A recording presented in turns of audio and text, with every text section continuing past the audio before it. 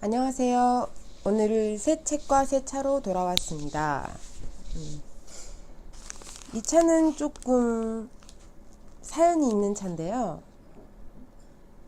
저에게 아주 용감한 친구가 하나 있고, 그 친구가 꽤 전에 중국에 갔다가, 그것도 여행지나 뭐 관광지가 아닌 곳에 갔다가, 거기 현지 할아버지께서 너무 맛있게 드셔가지고 이 차를, 그거 뭐예요? 저 좀 주세요. 이렇게 해가지고 구입해온 차인데, 사실 그 친구는 보이차를 마시기 시작한 지 얼마 안 되었고, 보이차를 마시기 시작하기 전에 저에게 던져주었습니다. 너 차 좋아하지? 네가 먹어라. 내 취향은 아니다. 이렇게 던져준 차고, 그 뒤로 친구가 아무 정보를 알려주지 않아서 웹이야 내비를 총동원하고 한자 필기 인식기를 동원해서 알아낸 결과는, 이 차는 2010년 무량산 생차인데 청병인데, 이 찻잎으로 봐서는 고수차일 가능성도 꽤 있지 않나 싶고요.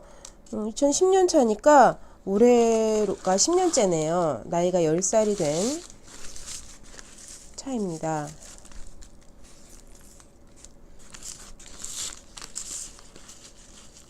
뜯어서 이만큼 먹은 게 신기하지 않습니까? 네, 이만큼을 먹었고, 그리고 또 오랜만에 한번 마셔볼 생각입니다.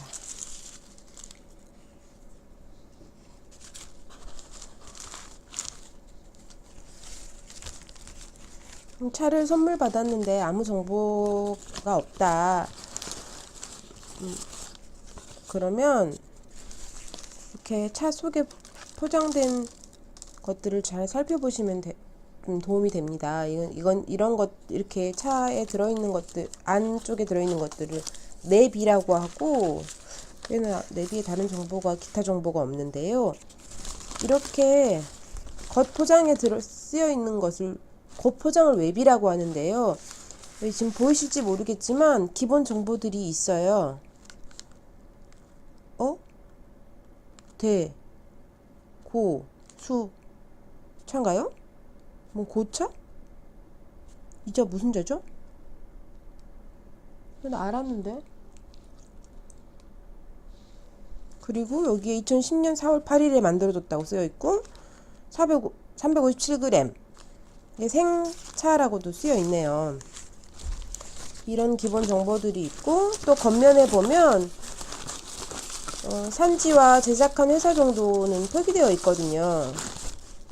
그러면 이게 기본적으로 한자여도 읽기 쉬운 한자가 아닌 경우들이 많아서, 사실은 약간 암호 해독하는 기분으로 읽어야 되긴 하지만,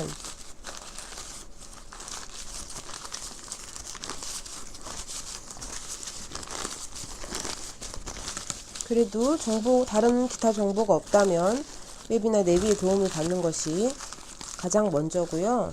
그 다음 찻잎을 좀 살펴보고 맛을 봐야겠죠? 이걸 열심히 뒤져봤더니 무량산이더라고요. 이게 아마도 이렇게 산 이름이 특징적으로 있는 거 보면 기본적으로 병배보다는 술료차일 거라고, 한자로 봐서는 아마도 고수차일 거라고 추측해 봅니다. 저는 적어 놓기를 2010년 무량산 생차라고 적어 주었어요.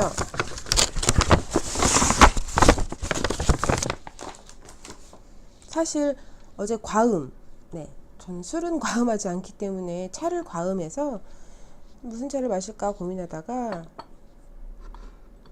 그래, 이런 거 하나 마시고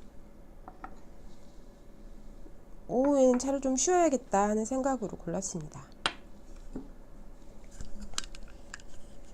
물론 차를 쉰다는 것은 카페인이 많은 차를 쉬겠다는 거지, 저에게는 허브티도 있고 대용차도 많습니다.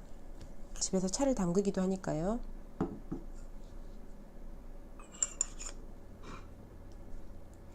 이 자사오는 구입해서 오래 사용을 하다가 얘를 사용을 하다가 네, 제가 조심성이 좀 결여된 편이라 뚜껑을 예쁘게 깨먹었어요. 반 동강 깨끗하게. 그래서 이렇게 그냥 버리기는 약간 아쉽고 수구처럼 종종 사용하고 있습니다.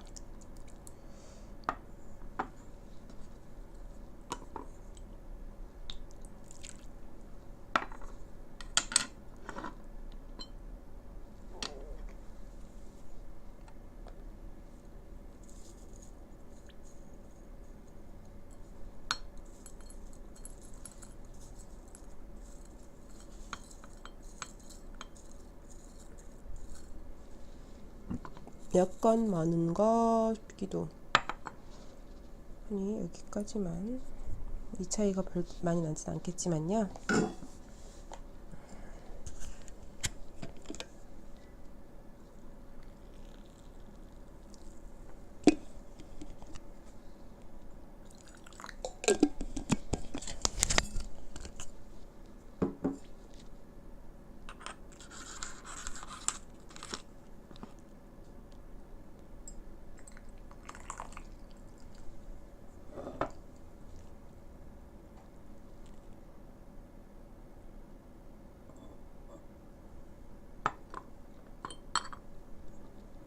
아마 차를 맛보고 이 차가 조금 이상하다 싶었으면 제가 분명히 에이 하고 버렸을 텐데 맛이 나쁘지 않고 깨끗했어요. 차의 표면이나 이런 것들이 깨끗해서 천천히 마셔봐도 되겠다 부담 없이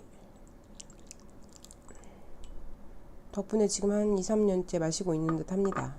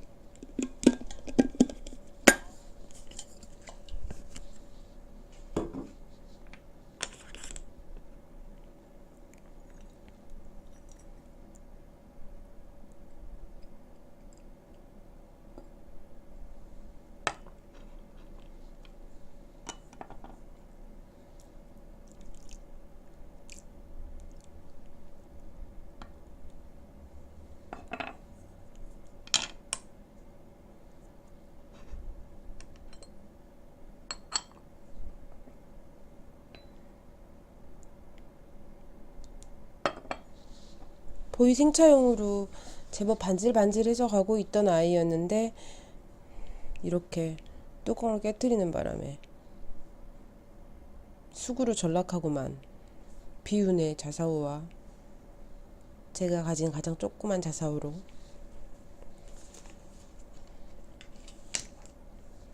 최근 작년? 재작년에 한참 광고도 많이 하고 뭐 그런 거 있잖아요. 전미 비평가 옆에 뭐 이런 거에서 상 받고 뭐 미국인이 가장 사랑한 소설 막 이렇게 이런 식의 광고가 붙었던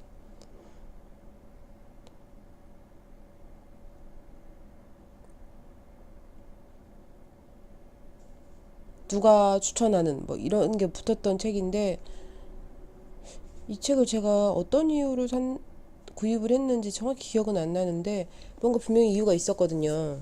아마 제가 좋아하는 작가나 뭐 어떤 사람들이 뭐 잘 읽었다는 어떤 얘기들을 하지 않았나 싶은데 이만큼 읽다가 뒀는지는 확실히 아니네요. 네. 음, 음,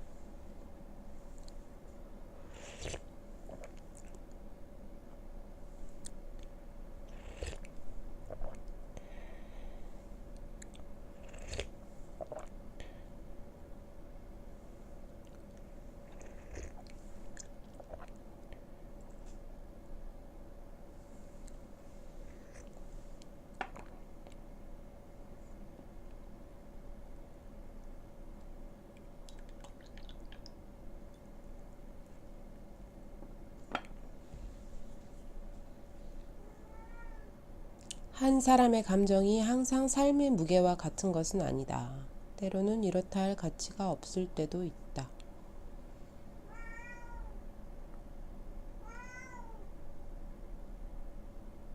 행복한 사람에게는 과거가 없고 불행한 사람에게는 과거만 있다.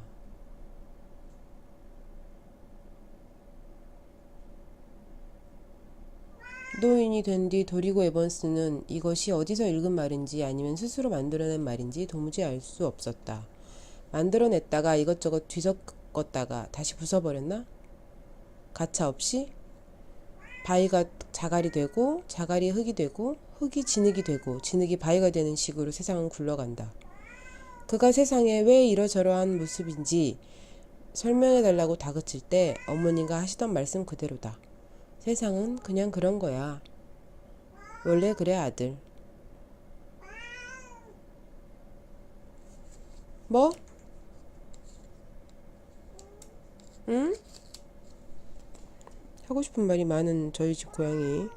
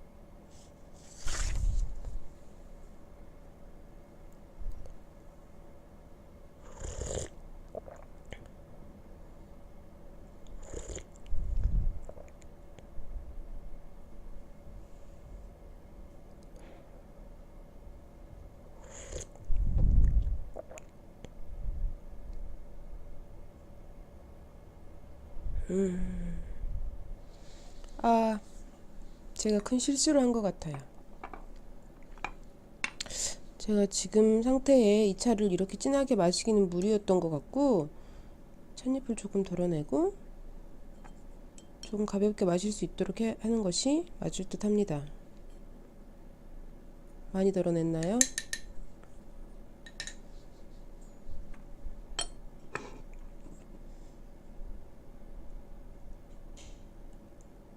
왜 피곤하면 입안이 쓰거나 깔깔하잖아요. 약간 그런 상태인 것 같은데 이 차를 이렇게 진하게 마시면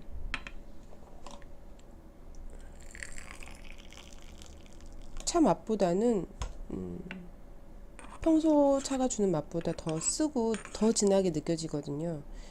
그래서 차가 민감한 음료라고 말한 적이 있는데 실제로 차는 아주 민감한 음료라서 같은 차여도 내 몸 상태에 따라서 많이 다르게 느껴지기도 하고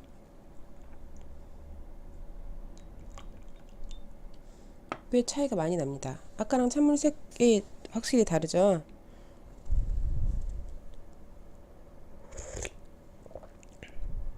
네.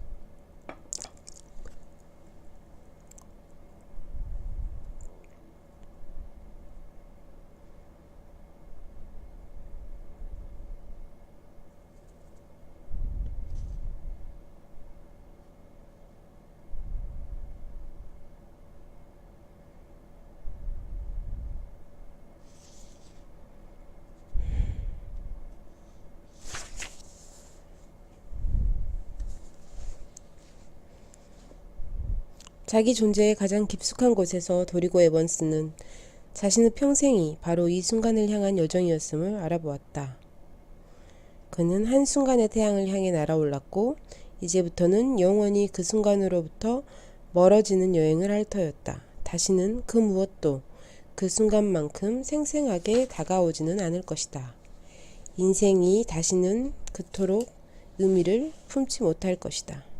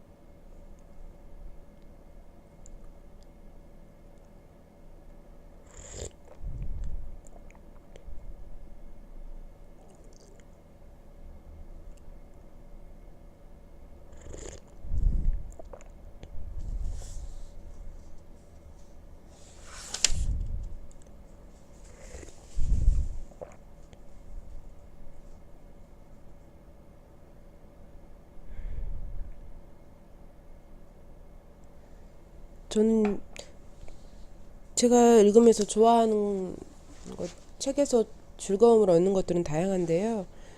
비유가 되게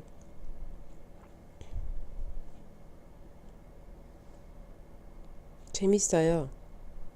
도리고 에번스는 냉장장치 어딘가에서 50년의 세월이 천시관자처럼 숨을 몰아쉬고 몸을 부르르 떨며 지나가는 것을 느꼈다.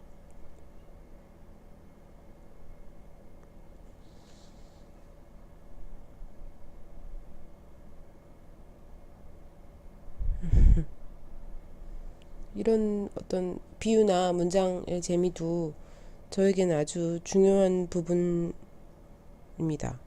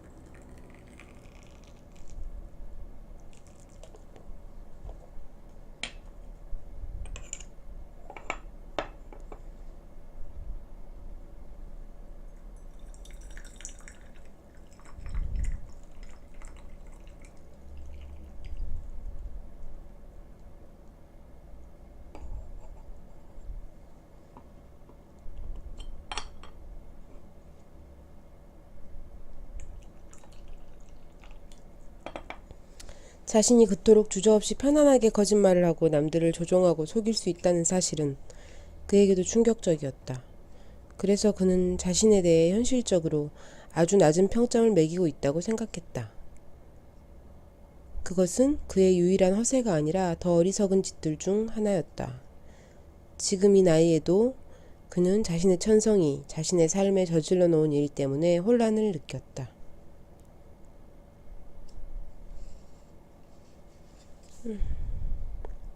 77살이 되었대요.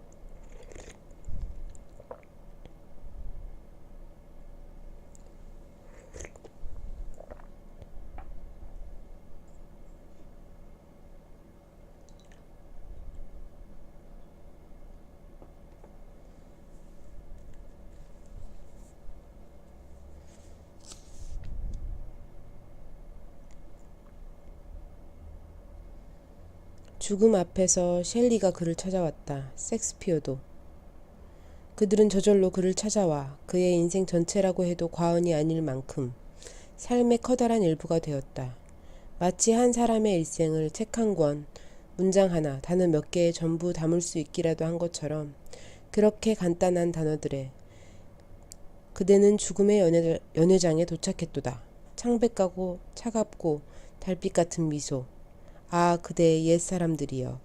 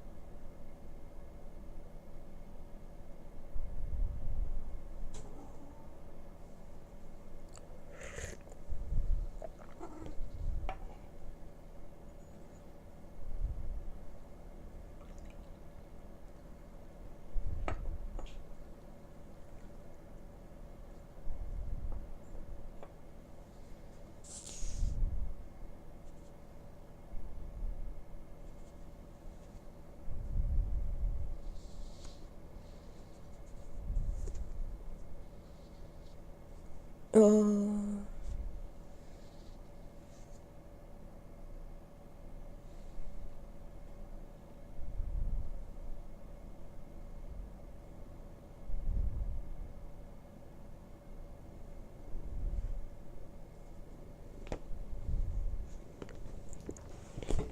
알겠다.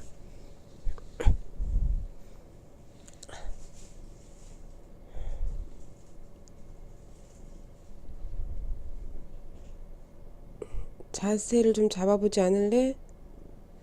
저는 지금 약간 고양이에게 침략당해서 자세를 좀 잡아보지 않을.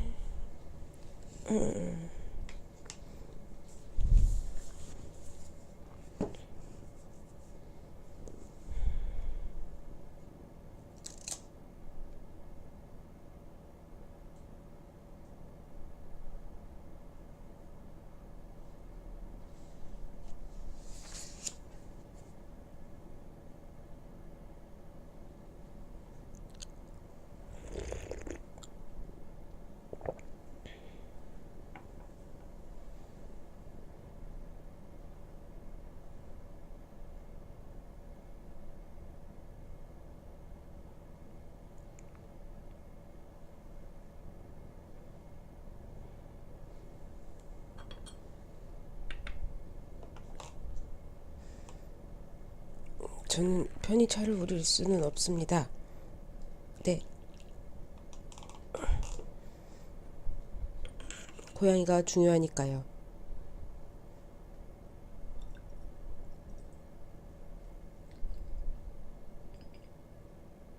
마냥아, 편안하니?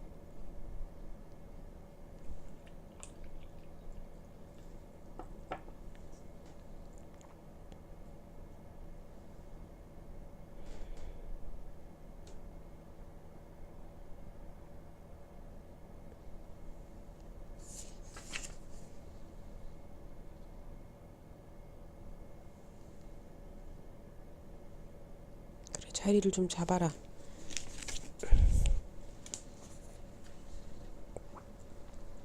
자, 됐어?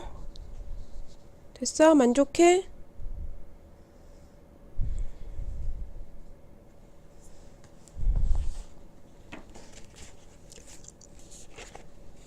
어제 좀 외출을 했더니 어제분의 애정이 부족했는지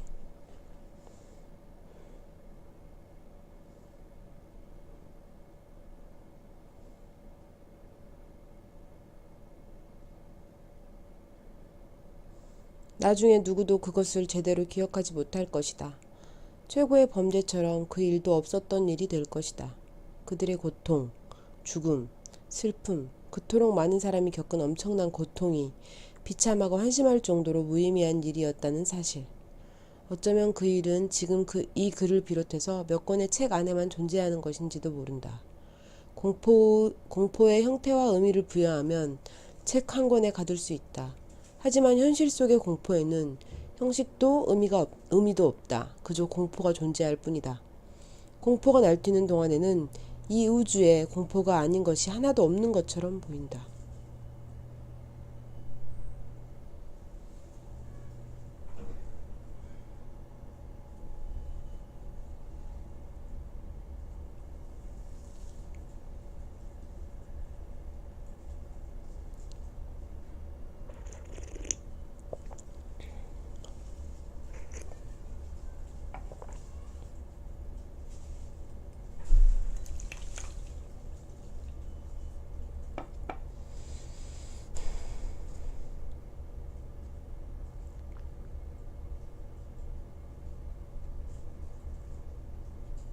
이 책의 가장 큰 배경은 제2차 세계대전이에요.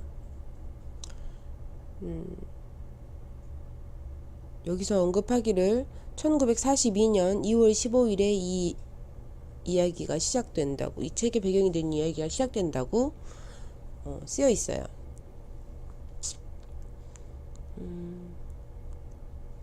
일본은 어느 정도 시간이 지나고 일본이 질 거라는 사실이 자명해진 다음에도 일본은 이길 수 있다고, 이길 거라고 실제로 그렇게 생각을 했는지 스스로 자신들에게 세뇌를 했는지 정확히는 모르겠어요. 근데 그 당시에 일본을 그린 일본 소설에도 그런 얘기들이 나오거든요. 지금 되게 막 미국이 당장 공습할 분위기고 이런데도 우리는 끝났어 이런 분위기보다 이길 수 있어 막 이런 상황이었다고 많이 언급되어 있어요. 근데 거기에 대해서 근거라는 것은 뭐 일본의 사무라이 정신, 무슨 가미가제 특공대 같은 어떤 그런 사무라이 정신이라고 말하는 사람들도 있을 테고, 이 책에서는 뭐라고 했냐면, 이 불굴의 정신을 복도두고 그들의 믿음을 부추긴 것은 제국이 보유한 수많은 노예였다 라고 썼어요. 아시아인과 유럽인을 막론하고 수십만 명에 이르는 노예, 그 중에는 2만 2천 명의 오스트레일리아인 전쟁 포로도 포함되어 있었다. 우리는 가끔 그 제2차 세계대전을 통째로 보지 않고 우리가 당한 36년의 지배만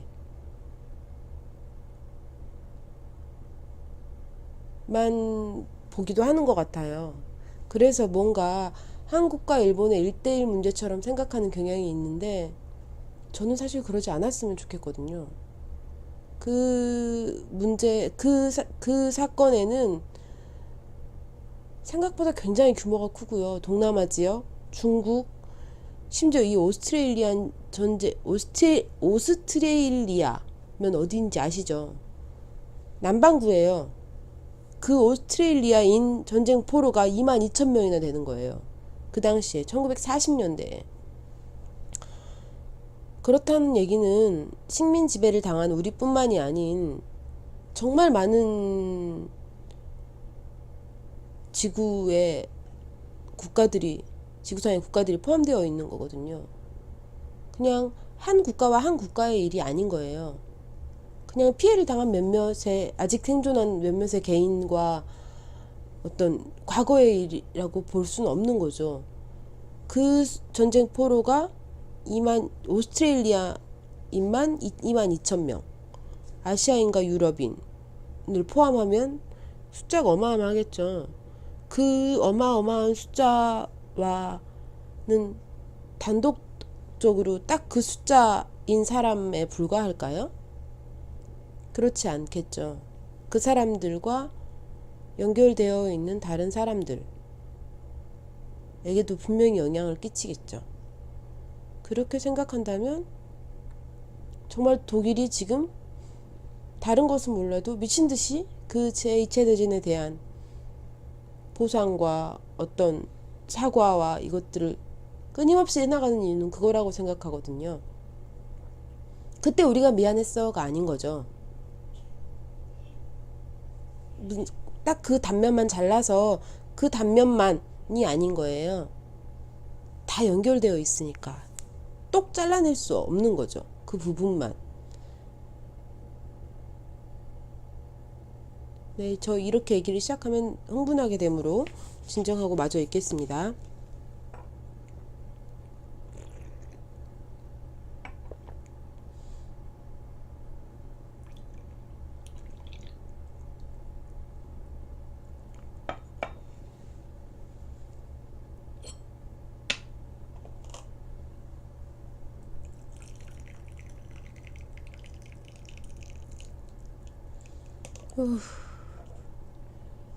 그렇네요. 한국 사람의 입장으로 이 글은 그냥 편하게 읽기는 쉽지 않겠네요.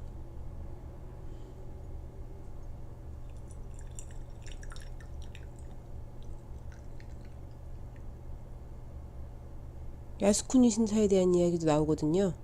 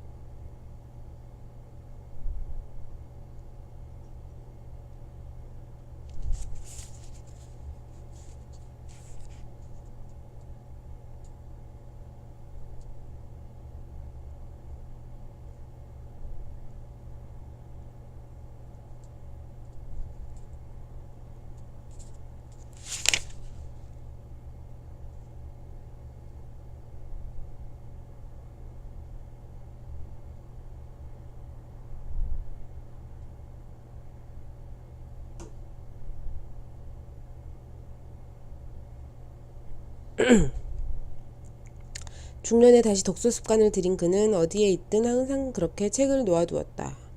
그 결과 그가 내린 결론은 좋은 책을 읽고 나면 그 책을 다시 읽고 싶은 생각이 들고 위대한 책을 읽고 나면 반드시 자신의 영혼을 다시 읽어봐야만 할 것 같은 생각이 든다는 것이었다. 그가 읽은 책 중에 그런 책은 드물었고 나이를 먹을수록 더 드물어졌다. 그래도 그는 찾아 헤맸다. 자신이 영원히 향하게 될 이타카를 한 번 더 찾아내려고. 그는 오후 늦게 책을 읽었다. 밤에는 어떤 책이든 거의 바라보지 않았다. 그 시간의 책은 부적이나 행운처럼 물건으로 존재하기 때문이다. 그가 꿈의 세계를 무사히 통과할 수 있게 지켜주는 친숙한 신과 같았다.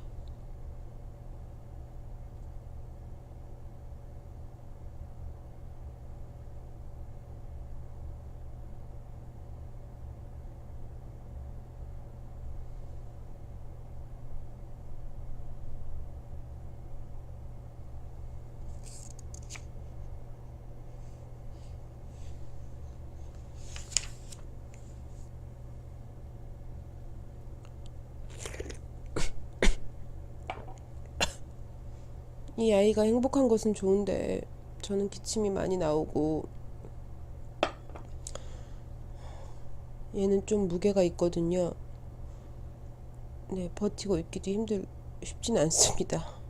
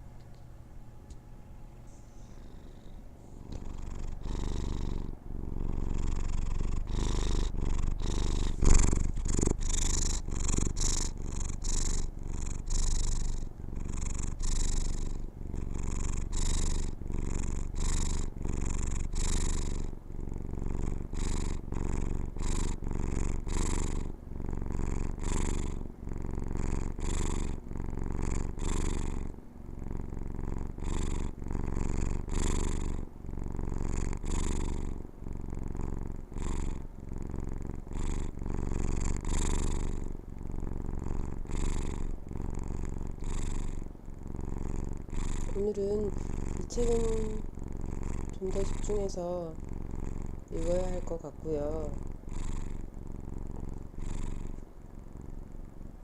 차는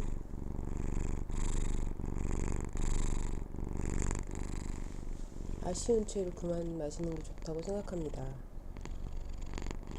그 대신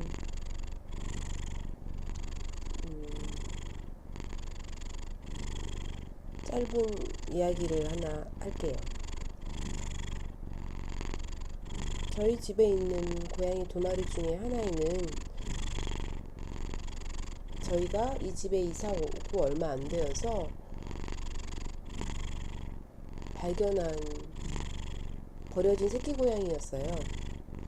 손바닥에 이렇게 올라올 정도의 300g 정도 되는 게 짐작이 가시는지 모르겠어요. 지금은 제가 꽤 체격이 있는 편인데도 물이 부족하거든요. 5kg가 넘으니까요. 근데 이제 아예 아무것도 못하는, 혼자 먹을 수도 없고 잘 수도 없는 아이였기 때문에 병원에 왔다 갔다 하고 분유를 타서 먹이고 배변 유도를 하고 혼자 잘 못 자서 안아서 재우고 이렇게 몸 위에 올려서 재우고 닦아주고, 이거를 거의 불침번 서듯이 일주일을 잠을 잘 못 자가면서 꺼져가는 상황이었기 때문에 돌봤었거든요.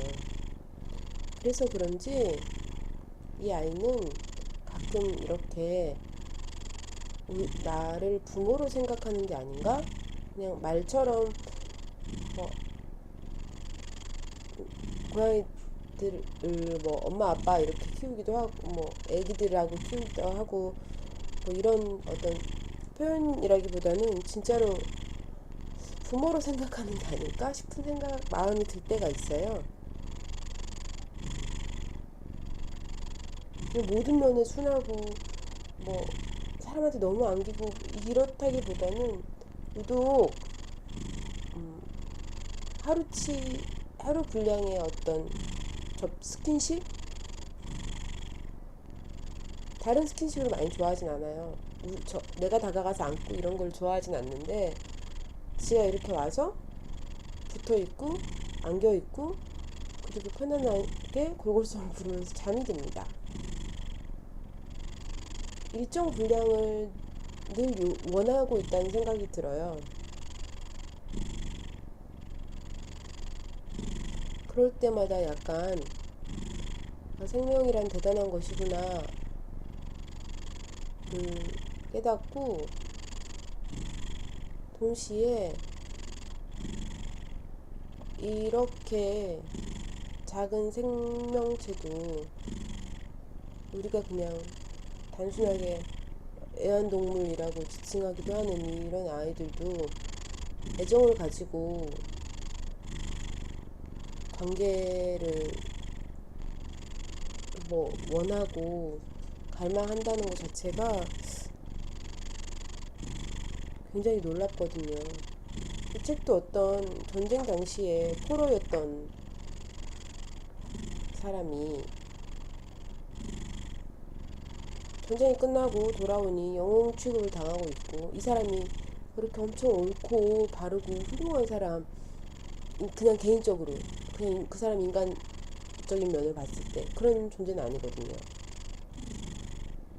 근데 이제 전쟁에서 살아 돌아왔으니까 이제 그 뒤에 그 내용들이 나오겠지만, 아직 저는 이제 막 시작 부분이니까요. 자기는 그게 다 거짓말 같은 거예요. 다큐멘터리도 찍고 책으로도 만들어주고 이러는 상황인데 다 거짓말한 것 같고, 그때 죽은 사람들이 기억이 나지 않고 얼굴이 잘 떠오르지 않고 이런 것들, 참 천천히 마음을 다해서 읽어야 될 것 같은 느낌이 듭니다. 읽어가면서 한 번씩 찻자리에서 함께 하도록 하겠습니다. 그리고 이 아이가 좀 더 편안하게 잘 수 있게 저는 오늘은 일찍 끝나야 할 것 같아요. 아쉬움을 남기고 다음에 뵙도록 하겠습니다. 감사합니다.